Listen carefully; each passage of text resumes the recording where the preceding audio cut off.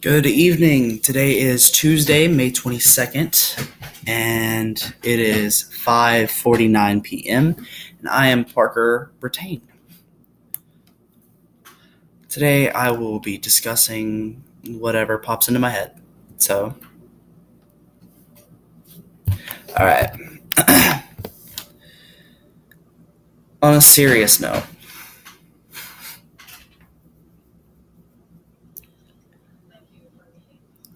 I once had a dream that I took a man's life. And as intimidating as that sounds, I didn't feel anything. The scariest part of that dream was the fact that I felt nothing. It was like I did something horrific, something I write about all the time in my books. I write thriller and mystery and suspense novels, and this one dream, I watched it happen vividly.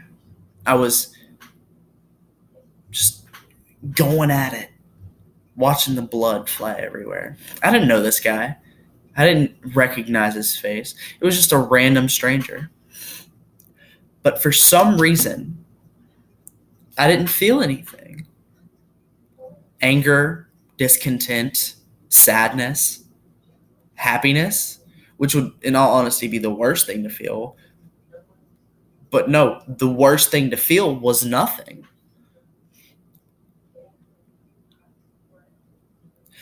That's what I want to talk about for a second. Emotion. For centuries, and dating back as long as time goes, especially for men, emotions have been considered a weakness. It's almost like the world doesn't want us to feel anything. But let me tell you, some of my favorite memories are those when I was sad,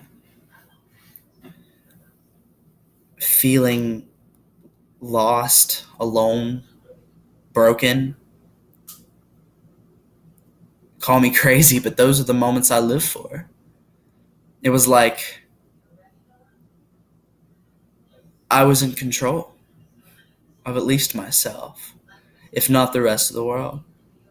Nobody can control the rest of the world. I don't know why we keep trying. It's like we may not say it out loud, but world domination is in the back of a lot of people's minds. I don't know why. I don't know who's going to accomplish what. If some guy, Tom, Dick, or Harry, figures out how to gain control over everything, what would be the point? You have complete and total control over everyone. What's your next move? Dude wouldn't know what to do. I mean, he's probably got plans or something. I don't know. I'm not an evil genius. I bank on emotion. I decide for myself what to feel and when to feel it. And then every once in a while, something exciting happens. Life throws me a curveball. It's like, here's this situation. How are you going to handle it? The first thing I think about is how to feel. Am I upset? Am I going to cry? A lot of guys are like, don't cry. That's something only weak people do. But no. One of the strongest things you can do is cry. Let me tell you. When you lose everything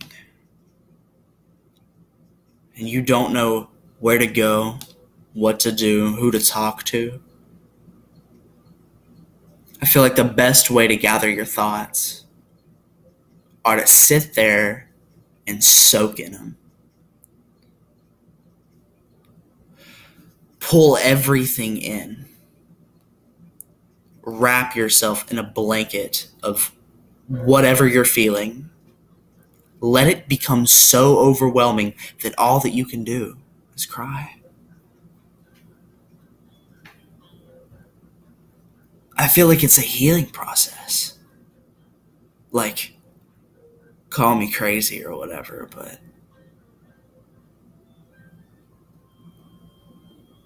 when I cry, it's not because woe is me. It's because whoa. I like to wrap my head around everything that's going on. Find the tenderest parts. Sometimes it has nothing whatsoever to do with me. Like, I can sit here and binge watch hundreds of episodes of Law and Order Special Victims Unit. A lot of them, they make me feel, sad. But every once in a while, I'll get that one that hits all the chords the right way. Like I'm some sort of violin. And it's just using its bow to cut my throat. And all I can think about is how much that person is suffering. And it's beautiful, to be honest, to watch another person suffer. That is the most sadistic thing I could ever say. Right now I've got an episode on, and the worst thing ever is happening to somebody. I can't even describe to you what's happening to her. But it's strange. Now, as in the dream, I feel nothing.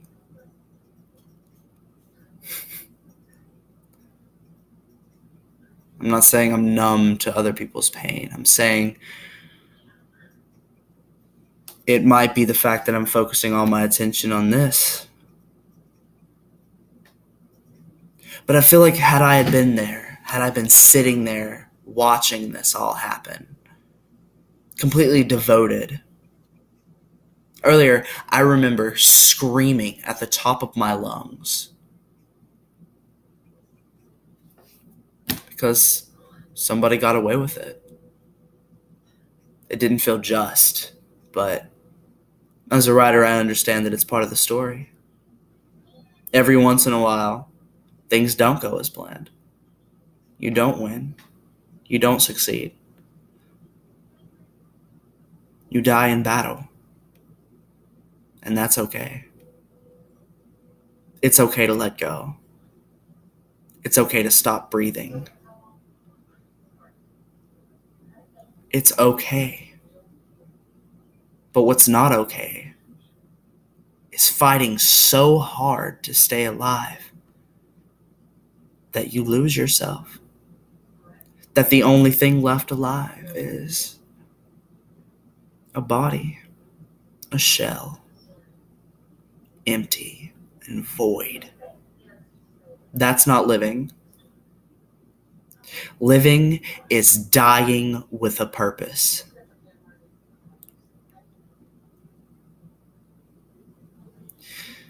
Living is suffering with class, with dignity.